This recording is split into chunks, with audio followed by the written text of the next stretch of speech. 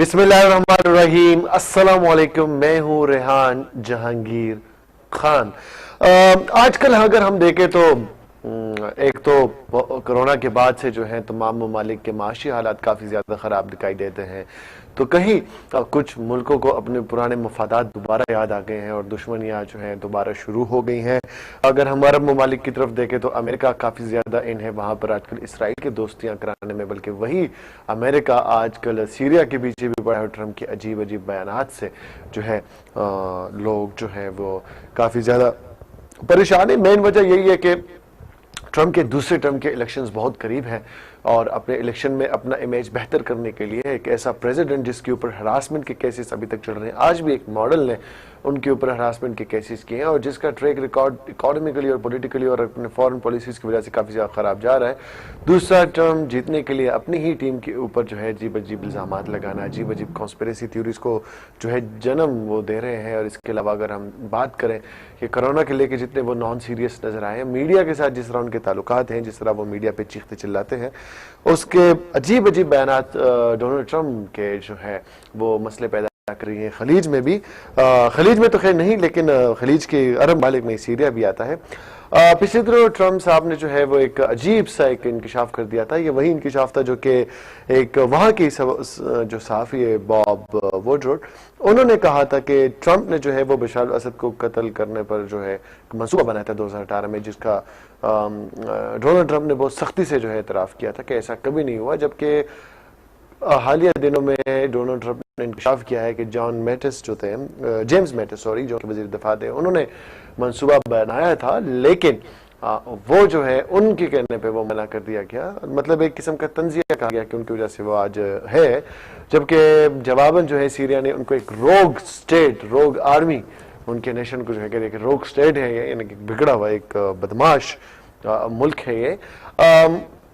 Trump की जो बयानात है इनका असर जो है उनकी इलेक्शन पे कितना पड़ रहा है और इन बयानात के पीछे असल छुपे मकासद क्या है, किन वजूहात क्या किन इश्यूज से नज़र हटाई जा रही है, जिसके ट्रम्प के ऐसे हमेशा कंट्रोवर्शियल बयानात के अंदर कुछ और मफाद जो है वो छुपे होते हैं, वो चुपके से निकाल दिया जाता है। हमारे साथ आज वीडियो लिंक पर मौजूद है अतीकुर रहमान साहब, वो जो है डॉक्टर अतीकुर रहमान साहब हमारे साथ मौजूद हैं, दिफाई तजिया निगार भी है, बैन अल-अक़वामी अमूर पे गहरी जो है वो नज़र रखते हैं। अस्सलाम वालेकुम सर। सर आपको मेरी आवाज़ आ रही है? अतीकुर रहमान साहब हमारे साथ वीडियो लिंक पे मौजूद है। मेरे ख्याल में टेक्निकल वजूहात की वजह से उनको मेरी आवाज़ नहीं जा रही है। जी अतीकुर रहमान साहब, आपको मेरी आवाज़ आ रही है? जी मैं आपको सुन जी जी। अतीकुर रहमान साहब, जैसे कि मैंने कहा, आपने सुना भी होगा कि ट्रम्प के बयानात जो है जैसे जैसे इलेक्शन में 2 महीने रह गए और जैसे जैसे इलेक्शन के दिन करीब आ रहे हैं, ट्रम्प के बयानात जो है बहुत अजीब होते जा रहे हैं। उन अपने मुखालिफिन को छोड़ के अपनी ही टीम के ऊपर कभी कभी वो अजीब अजीब जो है वो इल्ज़ामात लगा लेते हैं। अभी हालिया उन्होंने जो बशार अल असद के बारे में बयान दिया है और उसके बाद जो है सीरिया की तरफ से भी काफ़ी एक एग्रेसिव जो है रिस्पॉन्स मिला है। क्या मकासद हो सकते हैं इन दिनों ऐसे बयानात का? इलेक्शन का तो हम चलो कहते हैं कि चलो उनके लोग कहेंगे चलो president has took some serious action या ऐसे वैसा कुछ, लेकिन तुक नहीं बन रही इन दिनों में जहां पर अरब में ही अमेरिका इतना इन्फ्लुएंशियल बन चुका है कि इसराइल के साथ 5 और अरब ममालिक के ताल्लुकात जो है वो बहाल होने वाले हैं। ऐसे दिनों में ऐसे बयान देने की क्या जरूरत पड़ी उनको? जी मैं बार बार आपके प्रोग्राम में और डिफरेंट चैनल जो ये डिस्कशन चैनल हैं जी जी उनमें बार बार मैं ये बात कर चुका हूँ कि नवंबर से पहले हमें इससे भी ज्यादा अजीबोगरीब बयान सुनने को मिलेंगे, क्योंकि इलेक्शन करीब आ रहा है और प्रेसिडेंट ट्रम्प को अगले 4 साल भी चाहिए। तो उस पर जो है उन्हें डिफरेंट किस्म के बयान देने पड़ेंगे और वो देंगे बयान। और ये बयान देने का सिर्फ मकसद एक ही है, वो सिर्फ ये मकसद है कि अपने वोट बैंक को सेटिस्फाई करना, उनको सिर्फ ये बताना कि जो अमेरिकन इंटरेस्ट थे पूरी दुनिया में इंटरनेशनल लेवल पर उनको अचीव करने में ट्रम्प की क्या एफर्ट्स थी और किस हद तक ट्रम्प जो है वो सिंसियर थे उन एफर्ट्स, सिर्फ अपने वोट बैंक को सेटिस्फाई करना। उसमें अगर आप देखें तो वो सीरिया बहुत बड़ा चैलेंज है। सीरिया पे जो बयान दिया गया है वो भी इसी तनाज़ुर में आप देख सकते हैं कि सिर्फ जो अमेरिकन है, क्योंकि अमेरिका में डेमोक्रेसी जो है वो बड़ी स्ट्रॉन्ग है कंपैरेटिवली, तो अमेरिका में पब्लिक ओपिनियन बड़ी मैटर करती है। तो पब्लिक ओपिनियन को डाइवर्ट करने के लिए या उसे अपनी फेवर में करने के लिए इस किस्म के बयान दिए जाते हैं। अमेरिकन हिस्ट्री आप देख लें तो उसमें ऐसी हमें कई एग्जाम्पल्स। अतिक रहमान साहब, ये आपको मेरी बात आ रही है सर?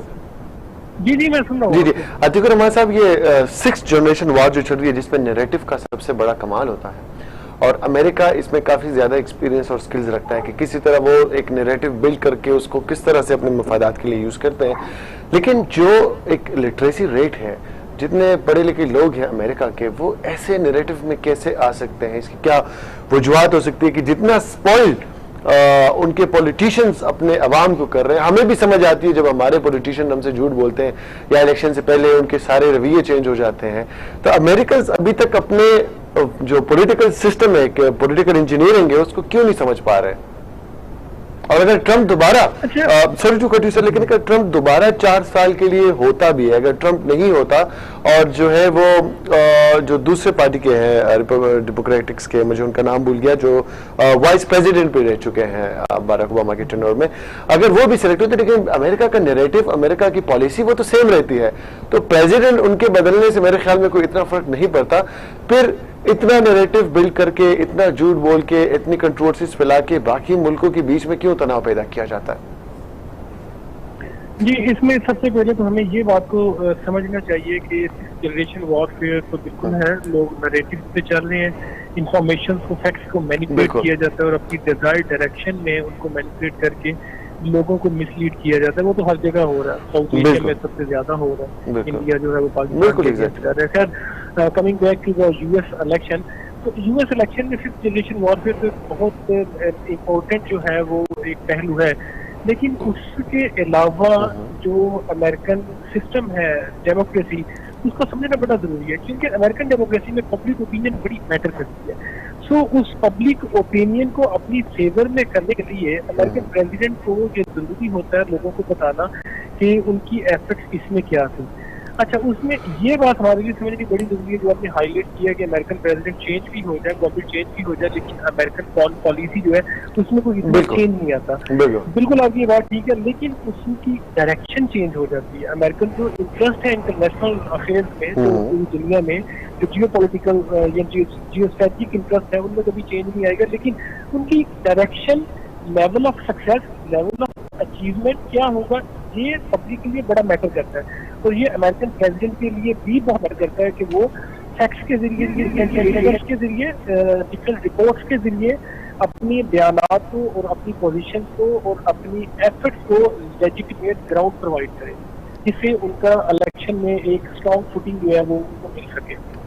अच्छा, अतिक रहमान साहब, जिस तरह सीरिया ने उनको रोग नेशन यानी कि रोग स्टेट की बात की है उन्होंने, अगर हम ये मान ले कि अमेरिका अगर रोग स्टेट है भी नहीं या है भी, वो एक अलग टॉपिक है, लेकिन जिस तरह अमेरिका प्ले करता है कंट्रीज के साथ, जिस तरह वो इंडिया के साथ रिलेशन रख रहा है और पाकिस्तान के साथ भी, कश्मीर के ऊपर ट्रंप साहब ने मेडिएशन तक की बात कर दी थी और उसके बाद खामोशी है। उसके बाद बल्कि इंडिया और एग्रेसिव हो गया है कश्मीर में, जहां पर मिसाइल्स जो है अब बनने तक की बात आ चुकी है। तो क्या समझते हैं कि जो अमेरिका है वो सिर्फ तो सिर्फ अपने साथ है, वो भी आपको पता है सिर्फ मुफादात के साथ है, लेकिन जिस तरह वो दूसरे मुल्क को यूज करके मैनिपुलेट कर रहा है, स्पेशली इंडिया को, मैं तो कहूंगा कि अमेरिका कभी भी इंडिया का दोस्त नहीं है, वो उनको यूज ही कर रहा है। लेकिन ट्रम्प की पॉलिसीज, फॉरेन पॉलिसीज और उनके जो बिहेवियर है बाकी कंट्रीज के साथ के, जब मीटिंग्स होती हैं तब कुछ और होता है और जब वही मीडिया के सामने बात आती है तो फिर सख्त जुमले का, तो इससे ये साबित नहीं होता कि वाकई अमेरिका एक रोग स्टेट है। अच्छा देखिए, ये जो आपने स्टेटमेंट दी है, ये एक परसेप्शन तो जरूर हो सकती है, आपने इसके बारे में डिफरेंट बुक्स में पढ़ा होगा, डिफरेंट रिपोर्ट्स में भी पढ़ा होगा, ये एक परसेप्शन तो जरूर है कि अमेरिका एक रॉक स्टेट है। और जहाँ पे हम ये देखते हैं कि अमेरिकन ने किन मुल्कों को रॉक स्टेट्स का जो टाइटल दिया है, वो भी अमेरिकन परसेप्शन है। तो परसेप्शन बड़ी वैरी करती है। अमेरिकन अगर किसी भी मुल्क को रॉक स्टेट कहते हैं तो वो American way of looking to the politics है, अमेरिकन किस तरह से देख रहे हैं वो अमेरिकन पर्सपेक्टिव है, हम उससे डिसएग्री कर सकते हैं। और अगर जब हम कहते हैं अमेरिकन रॉक स्टेट है तो वो भी एक पर्सपेक्टिव हो सकता है, उसकी भी एक लेजिटिमेट ग्राउंड्स हो सकती है। तो जब हम इंडिया की बात करते हैं तो इंडिया में हम ये जरूर कह सकते हैं, साउथ एशिया में जो जब अमेरिकन आते हैं, जो अमेरिकन साउथ एशियन एक ग्रेटर पॉलिसी है, जब उसको इम्प्लीमेंट करने के लिए वो उनकी एक खारजा पॉलिसी का एक कंपोनेंट है साउथ एशियन पॉलिसी। तो इनके ऑब्जेक्टिव जो होते हैं वो होते हैं पीस क्रिएट करना, स्टेबिलिटी करना, और इंडिया और पाकिस्तान के जो इश्यूज हैं, हॉस्टिलिटी है, इनको कंट्रोल में रखना, खत्म नहीं करना, कंट्रोल में रखना। क्योंकि अगर खत्म करने की बात करें तो सबसे पहले कश्मीर इशू को सेटल किया जाए और पाकिस्तान और इंडिया को अपनी साउथ एशियन पॉलिसी में इक्वल स्टेटस दिया जाए, लेकिन ऐसा बिल्कुल नहीं है। तो इसको हम ये कहना ज्यादा मुनासिब होगा कि उनकी जो पॉलिसी है उसमें और जो उनके एक्शन है उनमें बहुत ज्यादा तजाद है। बिल्कुल। तो उनकी जो पॉलिसी है वो एक थ्योरेटिकल पॉलिसी है, बड़ी अच्छी हमें नजर आती है, लेकिन उसका जब प्रैक्टिकल वो इम्प्लीमेंटेशन करते हैं वो बड़ी डिफरेंट नजर आती है। तो प्रैक्टिकल में वो इंडिया और पाकिस्तान को इक्वल स्टेटस नहीं दे सकते, बिकॉज उनकी फॉरेन पॉलिसी को सूट नहीं करता।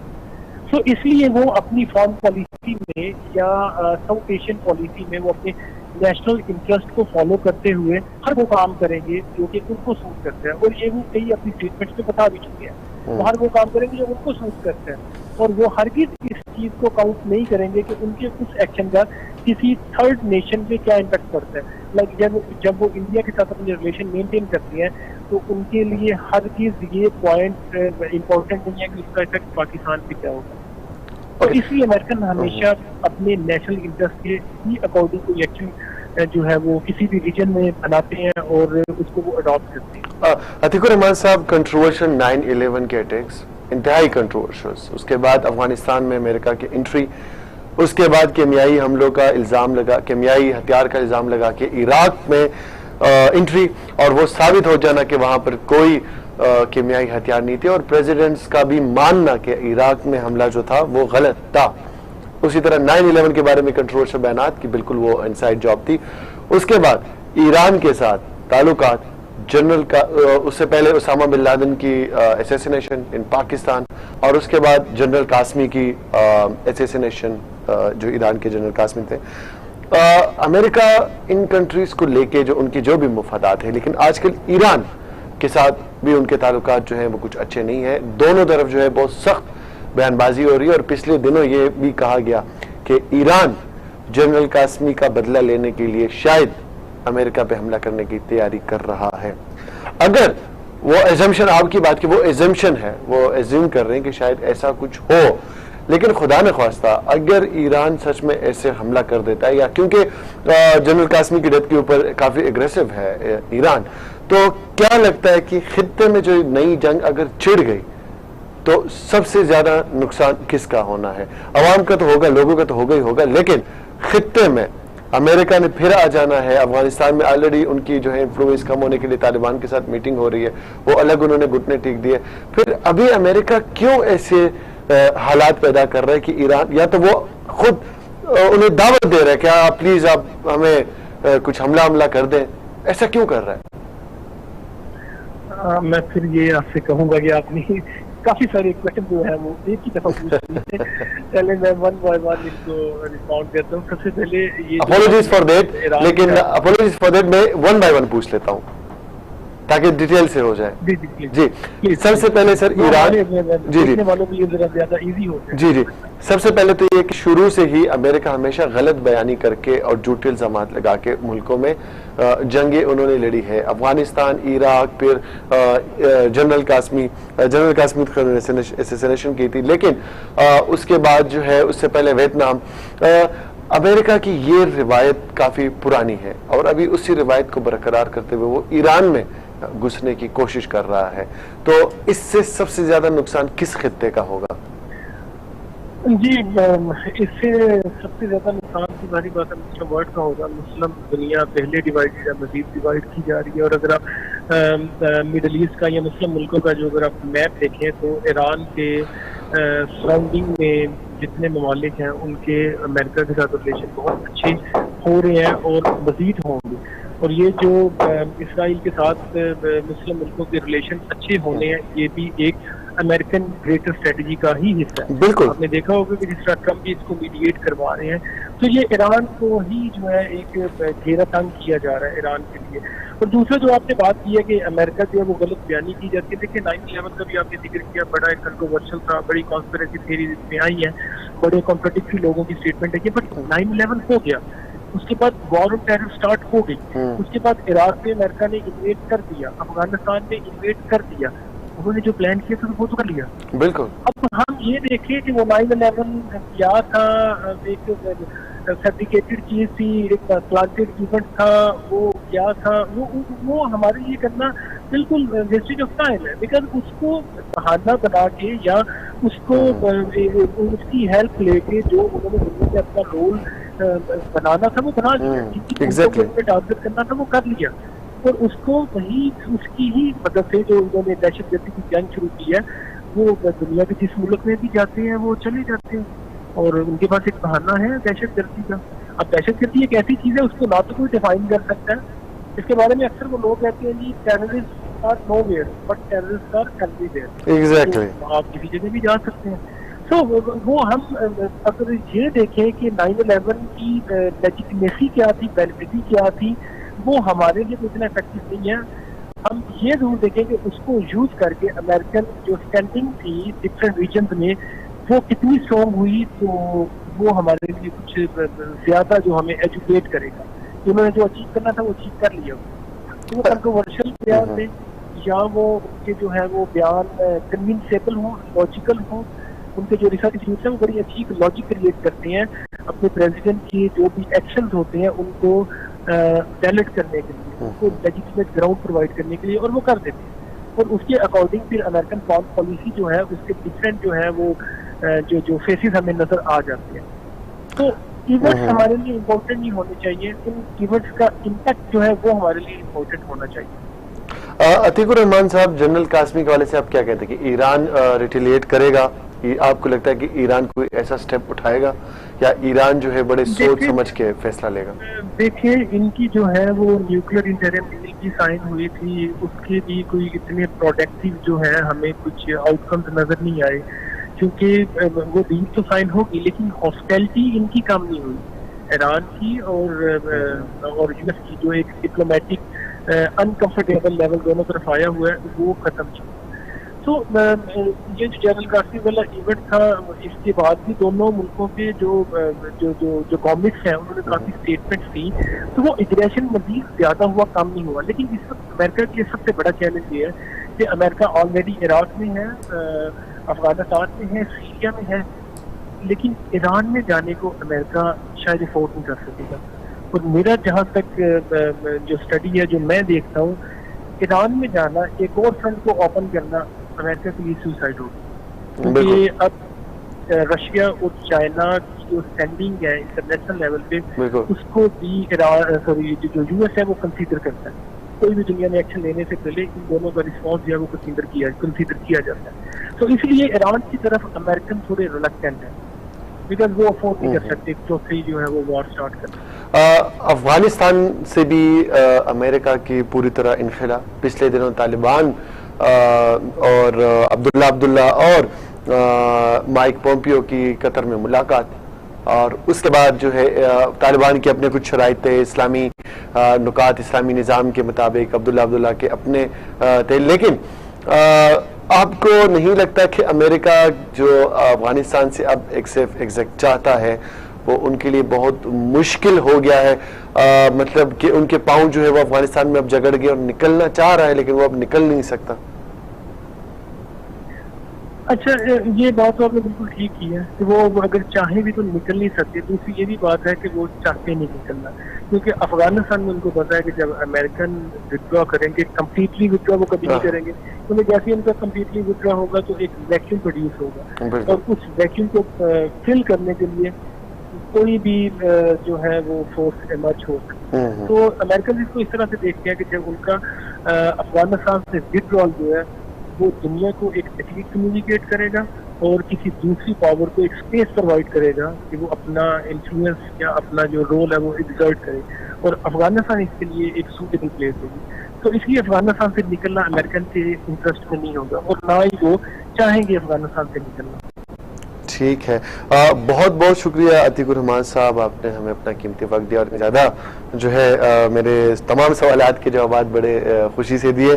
बहुत बहुत शुक्रिया, बहुत बहुत शुक्रिया। अतीकुर रहमान साहब हमारे साथ मौजूद थे और बड़ी तफसील उन्होंने गुफ्तगू की अमेरिकन पॉलिटिक्स के वाले से, उनकी आने वाली जो भी ये पॉलिसीज़ जो उनके इलेक्शन से पहले किस्म के बयानात और कंट्रोवर्सीज चल जाते हैं ट्रम्प साहब की, तो फिर आज बहुत ही अजीब अजीब बयानात होते हैं। खैर फिलहाल प्रोग्राम में वक्त हुआ एक छोटे से ब्रेक का, और ब्रेक के बाद वापस आके बात करेंगे थोड़ी सी जो है लोकल यानी कि अपने जो कौमी सियासत है उसके बारे में।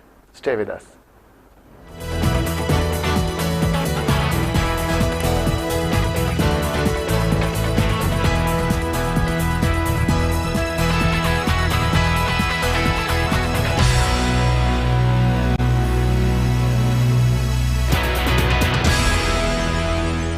किसी की तहज्जुद भी काम नहीं आती और किसी की कज़ा भी कबूल हो जाती है। सारी बात नीयत की होती है।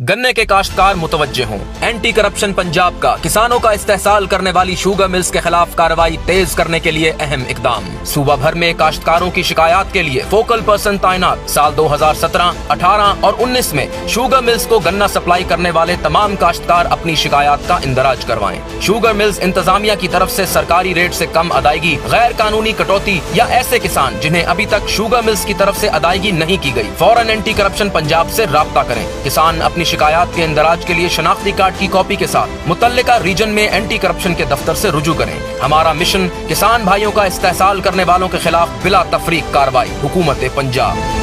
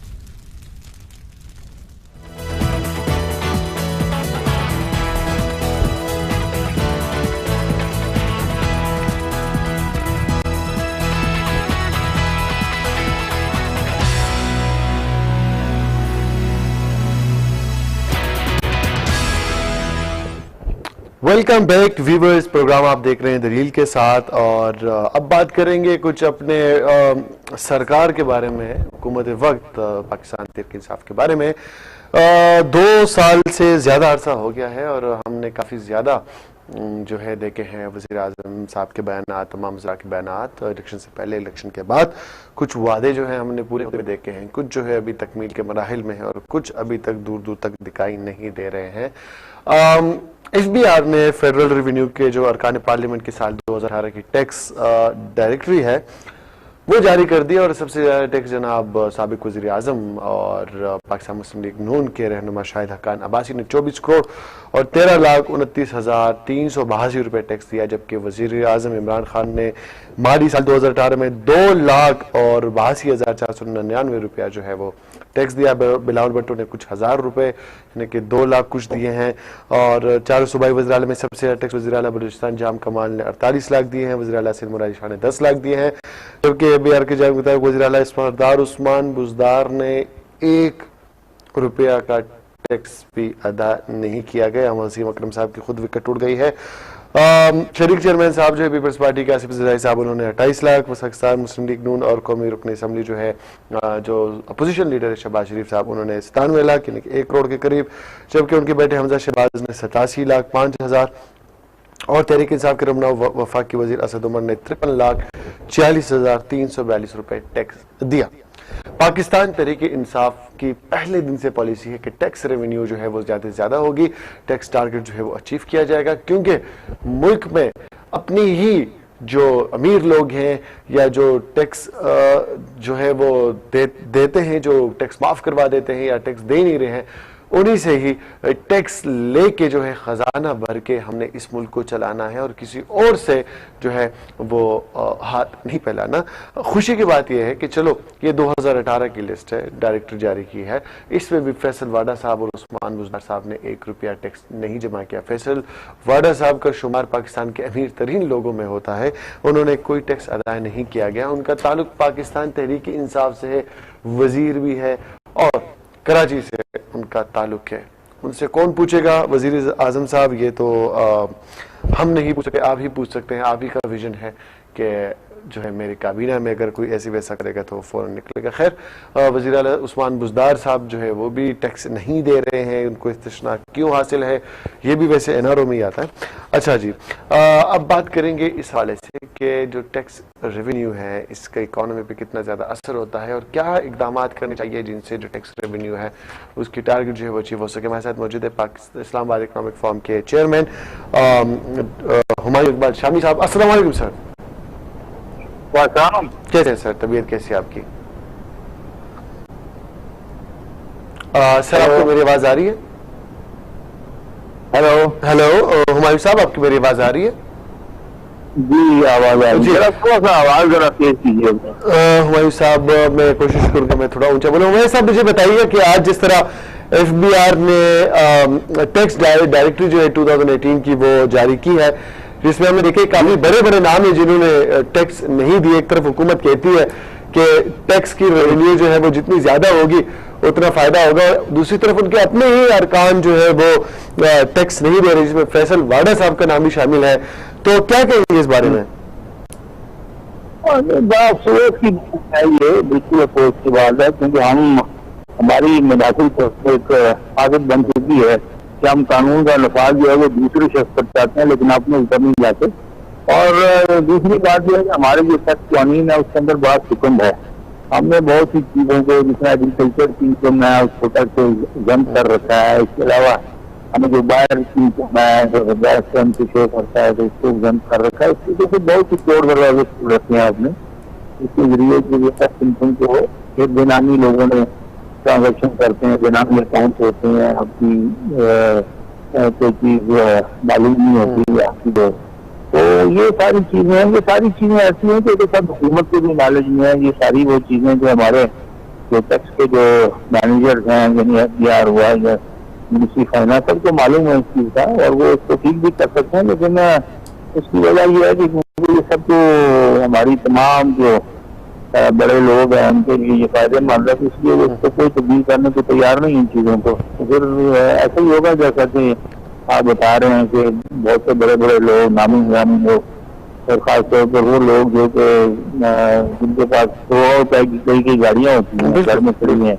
तब उसको इस्तेमाल करते हैं, जो बड़े बड़े बंगलाज होते हैं, वो हर महीने कहीं फॉरेन टूर करते हैं, उनके बच्चे जो हैं स्कूल में पढ़ते हैं जहाँ 30-40 हजार रुपये महीने की फीस होती है, उनके घर के खर्चात, मुलाजमी, ये वो, तो उनको तो करोड़ों रुपए एक शख्स को टैक्स अदा करना चाहिए, लेकिन वो बात सब कोई टैक्स नहीं अदा कर रहा होता है, ये दे रहा होता है, तो 1-2 लाख रुपए तो काम चला लेता है।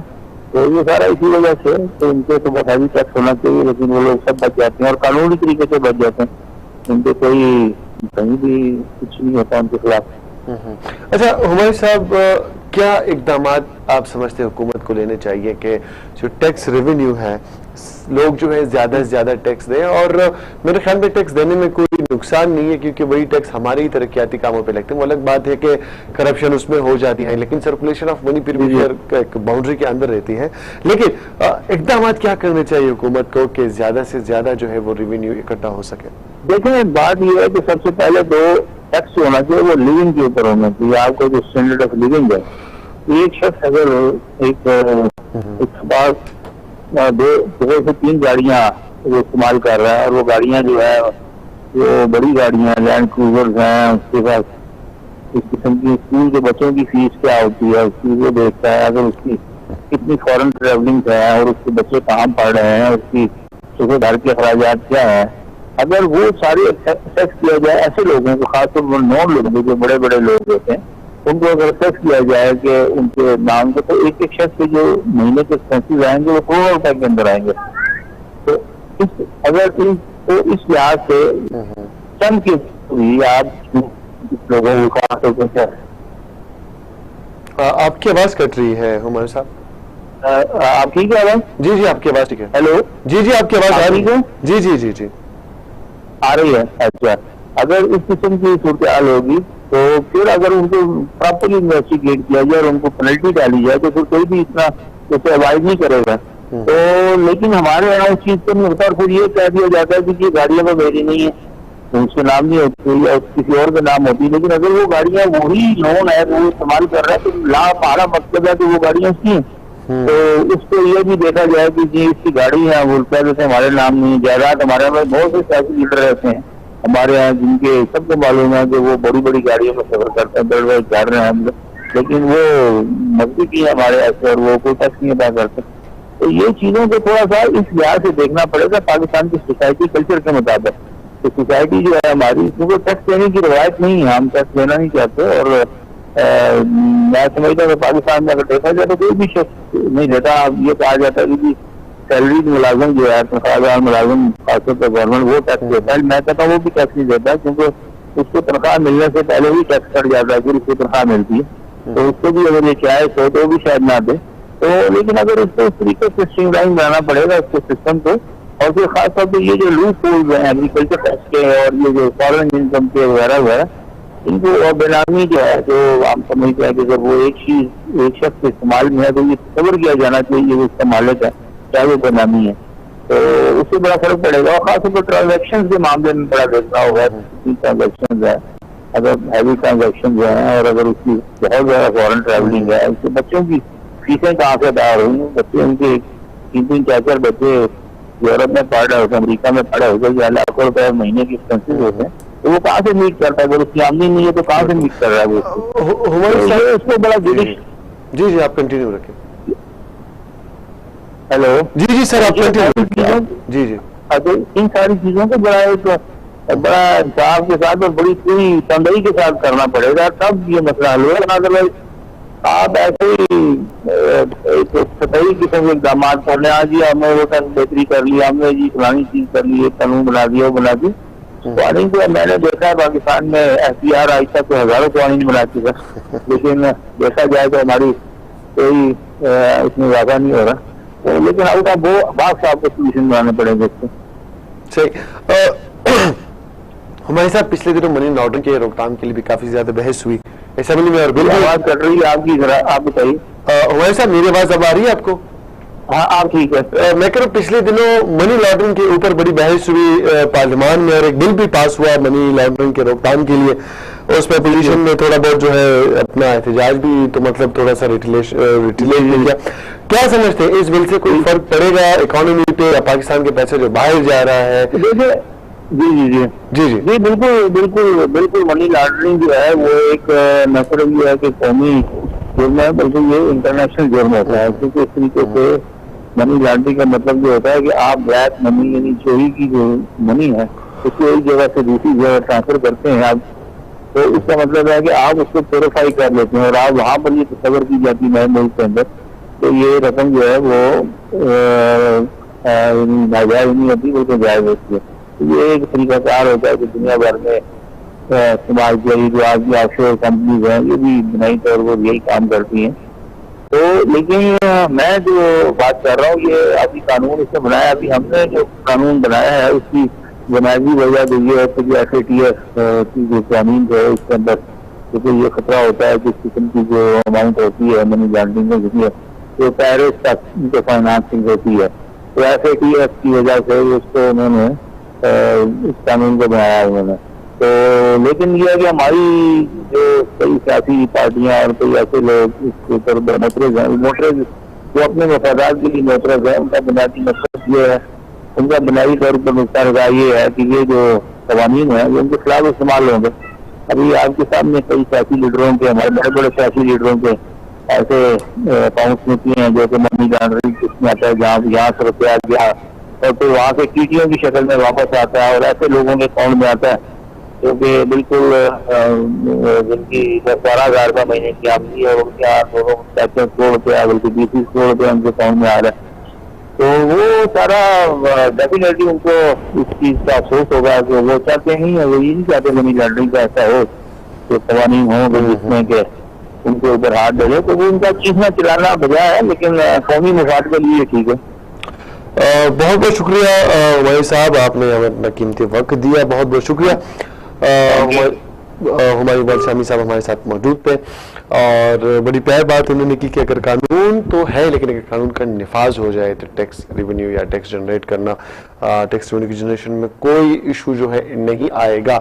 इसके अलावा आज पाकिस्तान में ने जो है बहुत स्ट्रेट फॉरवर्ड होकर वज़ीर वज़ारत ख़ारजा ने, हमारे जो तर्जुमान जाहिद हफीज़ साहब, उन्होंने कहा है कि भारत जो है वो पाकिस्तान में दहशतगर्दी में इन्वॉल्व है। ये नैरेटिव हमारा बहुत पहले से चल रहा है और हम ये मानते हैं कि पाकिस्तान में जितनी दहशतगर्दी हो रही है, कुलभूषण सबसे बड़ा मिसाल है कि कुलभूषण के पकड़ने के बाद कोई सवाल ही पैदा नहीं होता कि भारत ये कहे कि नहीं हम इन्वॉल्व नहीं है, और साथ में ये कहे कि मकबूजा कश्मीर में भारतीय फौज के मुजारिम जो है वो जारी है। लेकिन मसला फ़लस्तीन के वाले से भी हमारा मौक़िफ़ जो है वही है, कोई तब्दीली नहीं आई है। इस बात से ये वाज़ेह है कि पाकिस्तान कभी भी इसराइल को तस्लीम नहीं करेगा, उनके साथ ताल्लुकात के बारे में सोचेगा नहीं। इस बात के अंदर यही मतलब है कि हमारा मौक़िफ़ वही है फ़लस्तीन के ऊपर, यानी कि जब तक फ़लस्तीन आज़ाद नहीं होता, जब तक फ़लस्तीन के ऊपर इसराइल का कब्जा है, हमारा नैरेटिव वही है। इसके अलावा जब अफगानिस्तान के बारे में पाकिस्तान ने कहा है कि जो उनका पुरअमन और अगर खुशहाल अफगानिस्तान होगा तो वो एक पाकिस्तान की पुरअमन और खुशहाल पाकिस्तान की निशानी होगी। इसके अलावा अमेरिकी जो नुमाइंदा हुसूसी है फॉर अफगानिस्तान और पाकिस्तान, उन्होंने भी, ज़ल्मी खलीलज़ादा ने भी पाकिस्तान अफगान अमल के वाले से पाकिस्तान की जितनी कोशिशें थी उनको सराहा है। मेरे ख्याल में खित्ते में थोड़ी बहुत जो है पॉजिटिव चेंज जो है वो हमें नज़र आ रही है कि थोड़ी बहुत पॉजिटिव चेंजेस हो जाएं। ईरान की अमेरिका से अगर कंफ्लिक्ट कम होती है और जो अपना मेरे प्रोड्यूसर साहब मुझे कुछ कह रहे हैं, थोड़ी सी अपडेट शायद आई है, मैं देख लूँ, मेरे ख्याल में अभी फ़िलहाल नहीं आई मुझे।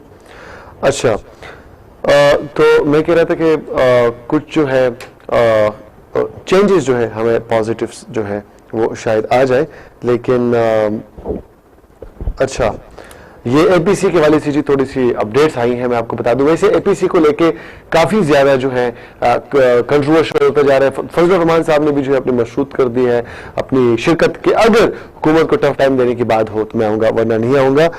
इसके अलावा जो है नवाज शरीफ की वीडियो लिंक पर जनाब अपोजिशन की एपीसी में शिरकत का मामला है। इसमें क्या है कि बाबर अवान साहब का रद्द आया है, उन्होंने कहा है कि जनाब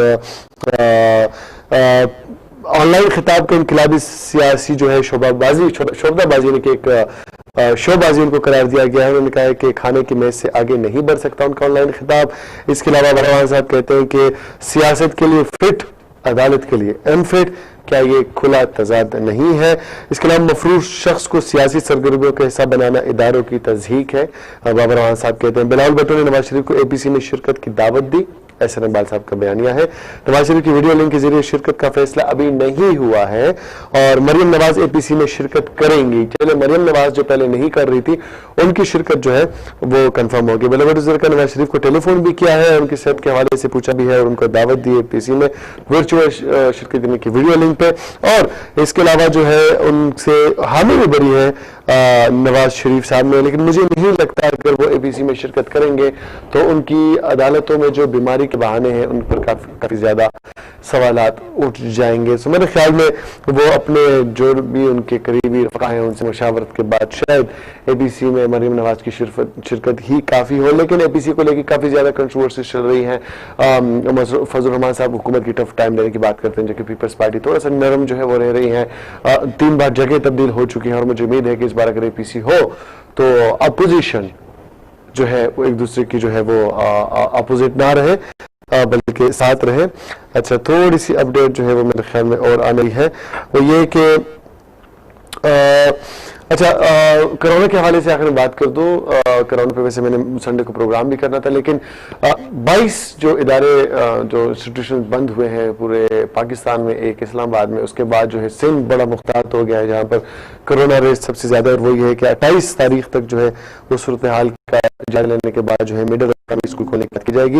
वैसे सिंध में 21 सितंबर से तमाम स्कूल जो है वो खुल गए थे, लेकिन अब जो है जो स्कूल की खोलने की तारीख है वो थोड़ी सी बढ़ सकती है। स्टे सेफ, क्योंकि कोरोना की जो वो एक क्या कहते हैं उसको कि एक रेशो था वो इंतहाई इस पिछले 1 वीक से बढ़ गया है। और काफी ज्यादा सोशल मीडिया पे मीम्स देख रहे हैं, किसी यूनिवर्सिटी स्टूडेंट्स फेक कर रहे हैं या कुछ भी कर रहे हैं, लेकिन कोरोना इज रियल, कोई मजाक नहीं है। लेकिन यहाँ पर एक बात आती है, अगर आप यूनिवर्सिटी कॉलेजेस बंद कर रहे हैं, उसकी डेट एक्सटेंड कर रहे हैं, मॉल्स खुली है, पब्लिक ट्रांसपोर्ट खुले हैं, मेट्रोस खुले हैं, सब कुछ खुले हैं, फिर वो क्यों नहीं बंद कर रहे हैं? खैर ये एक और अलग टॉपिक है कि अगर स्कूल और उसमें सोशल डिस्टेंस के अलावा भी कोरोना फैल सकता है तो मॉल्स में जैसे इतना आजकल रश है, इतवार बाजार जितने आजकल भरे हुए हैं, खैर पता नहीं क्या हो रहा है, इदारे क्या कर रहे हैं, देखते हैं कि हालात हमें क्या बताते हैं आगे फ्यूचर में। फिलहाल आपसे जो है इजाजत चाहूंगा, प्रोग्राम का वक्त खत्म हो रहा है, कल मुलाकात होगी एक नए टॉपिक के साथ, कुछ नए दलाइल के साथ। फिलहाल मुझे इजाजत दीजिए, अपना बहुत ज्यादा ख्याल रखिए, अल्लाह हाफिज।